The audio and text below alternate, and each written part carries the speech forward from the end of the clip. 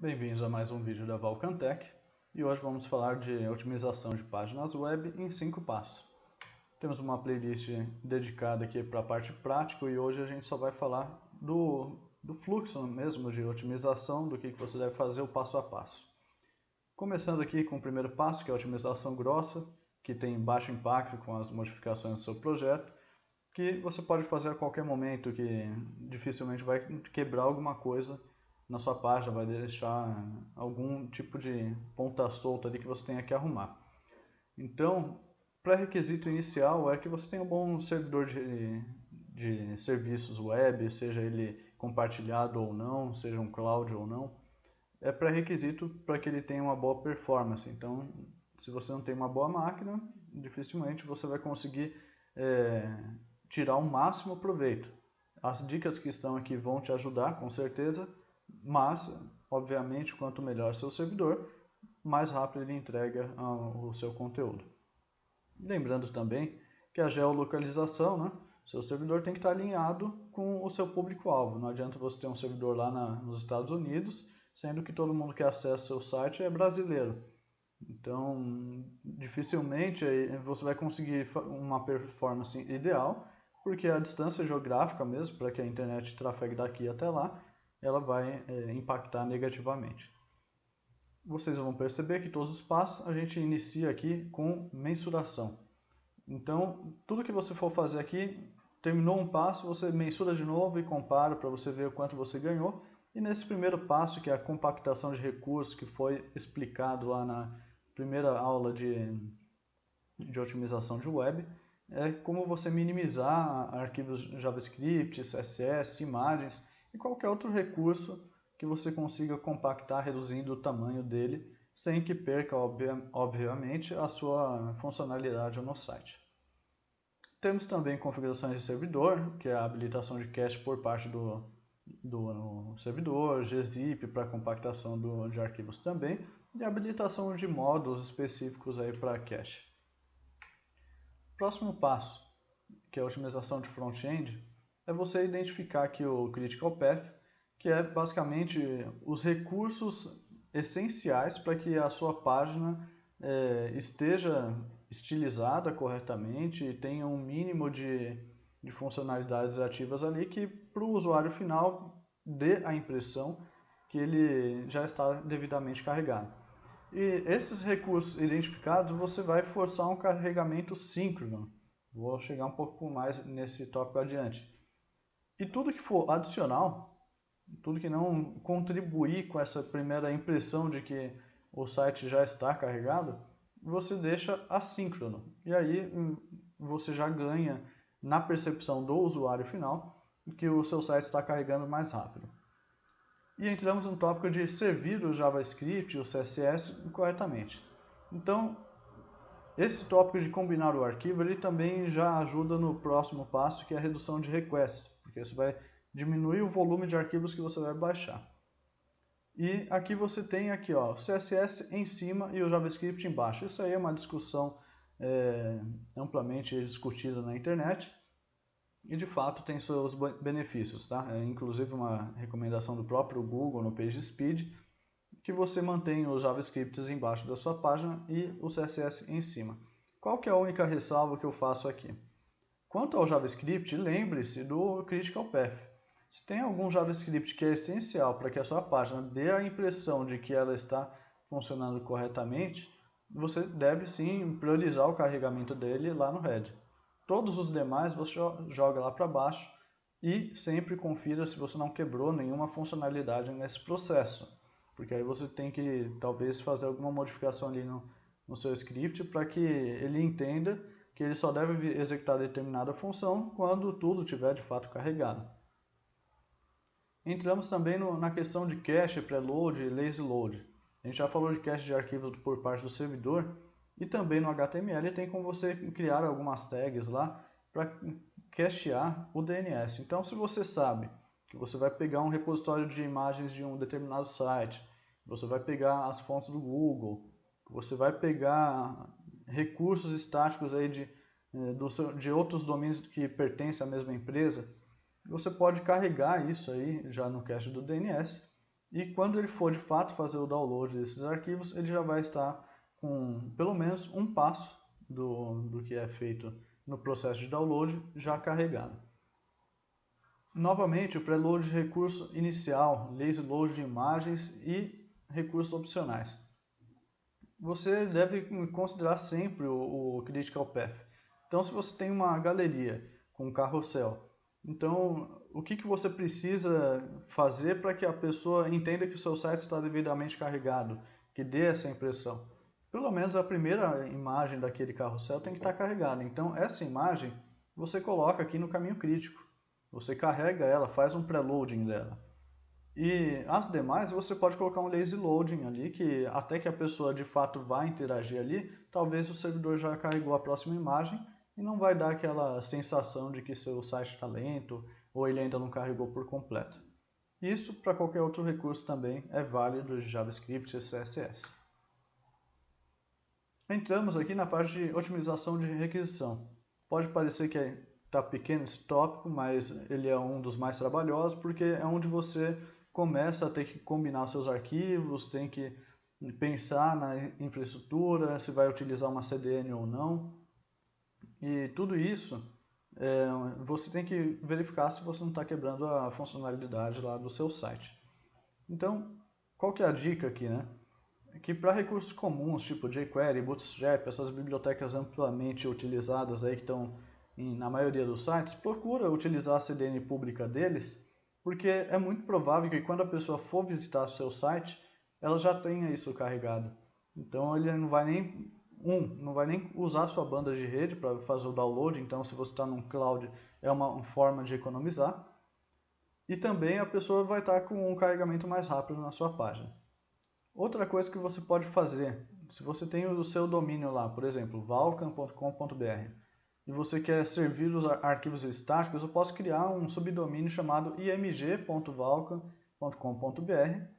que esse domínio vai ser usado tanto no meu site, quanto no meu portal, quanto na minha intranet, e as pessoas que usam esse conjunto de sites que fazem parte do meu domínio, elas já vão ter partes desse recurso já em cache, porque ela está navegando entre esses sites.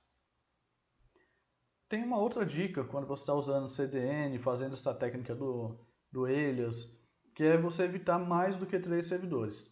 Porque o que acontece? Quando você tem mais do que 3 servidores, o seu navegador vai te permitir fazer mais downloads simultaneamente.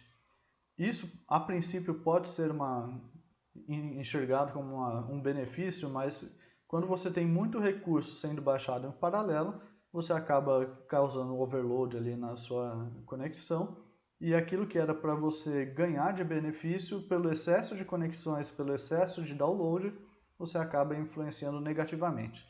Não é nada escrito na pedra aí, não é nenhuma regra, mas é uma boa prática você evitar mais do que 3 servidores simultâneos aí para ficar baixando conteúdo.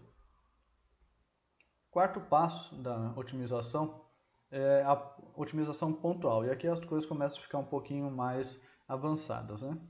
Que entra na parte que você tem que fazer a refatoração do seu código.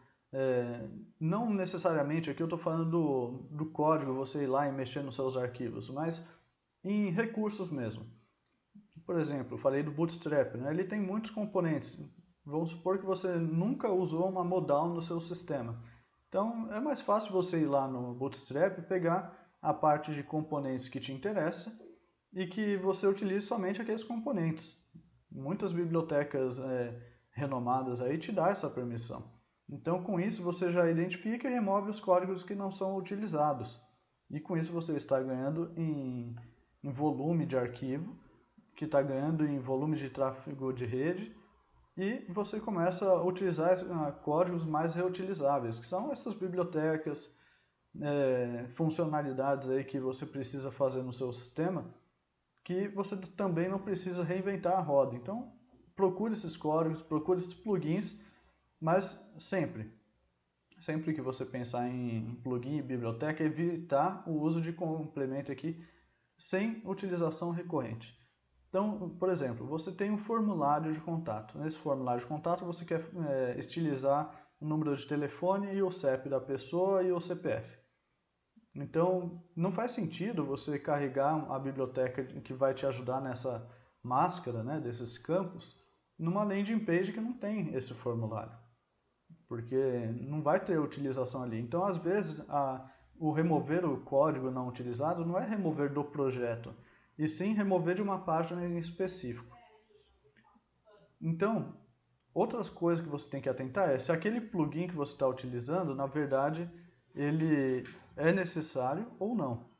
Porque tem muita coisa nativa que você pode usar que já foram resolvidos por plugins que no passado era muito interessante e hoje você consegue fazer com funções nativas da própria linguagem ali, seja o JavaScript ou algum framework que você esteja usando.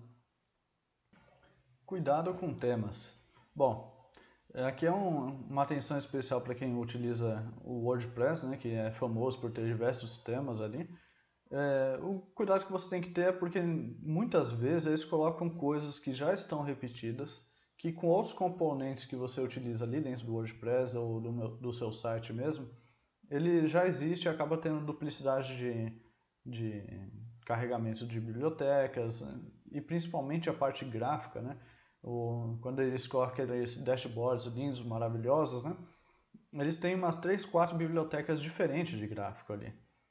Então você tem que tomar cuidado, porque às vezes você só está usando uma daquelas bibliotecas, né? Você só está utilizando um tipo de gráfico e está carregando 3 tipos de biblioteca de gráfico diferentes, e são bibliotecas pesadas, né? Por isso, cuidado com Ctrl+C, Ctrl+V, cuidado com os temas, porque às vezes nessa de copiar alguma parte de código, reaproveitar essa parte de código, você está trazendo muita coisa desnecessária. Use e abuse do Ajax, tá? O lazy load ele não se resume só nos recursos estáticos ali, no carregamento assíncrono ou no carregamento de imagens em lazy load, não é um recurso específico de imagem. Você pode fazer isso num formulário de contato, num formulário de newsletter. Ao invés de você ter que carregar esse formulário no momento que você está carregando a página principal, você pode atribuir essa funcionalidade no clique de um botão, ou depois de um tempo que a pessoa está ali navegando no seu site, você quer pedir para a pessoa assinar a newsletter, então você carrega o formulário em Ajax, mostra para a pessoa assina aquilo ali. Então pense nos seus componentes modularizados e dessa forma você consegue otimizar e utilizar o Ajax também ao favor do carregamento da sua página. Esse último passo é um passo que vai depender da sua familiaridade com as tecnologias aí que você utiliza, seja o JavaScript, PHP, Python, qual que seja a linguagem que você esteja utilizando, você vai precisar ter um conhecimento grande nela. Possivelmente você vai ser um especialista nela, porque você vai começar a mexer de fato no font, corrigir o font, a forma que você escreveu, para que aquilo que você escreveu funcione de forma mais eficiente. Então o que acontece? Dicas do front-end para quem utiliza o JavaScript. Faça cache de variável, evita ficar mexendo muito no DOM. E qual que é um grande exemplo disso? Você tem que pegar o retorno de uma API e mostrar em formato de tabela. E nisso você vai criar várias linhas ali, né? O que muita gente faz? Eles colocam, a cada linha que ele processa, ele já insere no DOM, ele já coloca um append. E essa não é a forma mais correta de você trabalhar com o DOM, porque toda essa interação é custosa para o navegador.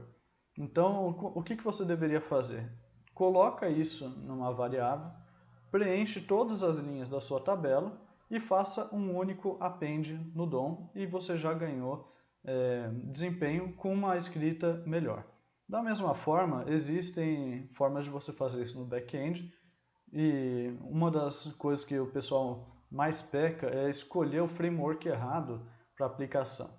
Mas aqui já não entra muito na parte de otimização, e sim no início de um projeto, né? Você não troca um framework durante uma otimização. Mas escolha sempre para sites, para coisas menores, um framework minimalista. Você não vai precisar usar muitos recursos do framework, então usa um framework que ou seja minimalista ou que tenha uma capacidade de modularização boa, que você carregue somente aquilo que você vai usar naquela requisição.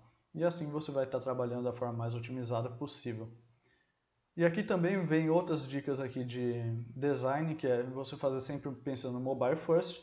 Por quê? Seu site otimizado para mobile, você já está pensando em conexões mais lentas, então você já tem que pensar em performance, você já tem que pensar em responsividade, você já tem que pensar que é um ambiente menor, mais sucinto, e com isso, obviamente, você já vai estar com um pensamento de otimização também. Outra coisa é o API first. Pensa no seu site, no seu sistema, como um módulo. A API é composta de vários pequenos módulos que resolvem pequenos problemas. Então, quando você desenvolve pensando em API e fazer uma requisição que resolve que pega um formulário, que grava uma funcionalidade, que envia um e-mail separadamente, você não junta muita coisa em uma funcionalidade só, e com isso você consegue melhorar a sua escrita, melhorar o desempenho para o usuário final, e isso obviamente é perceptível ao usuário final. Bom, são esses os 5 passos aqui de otimização, espero que tenha agregado para vocês.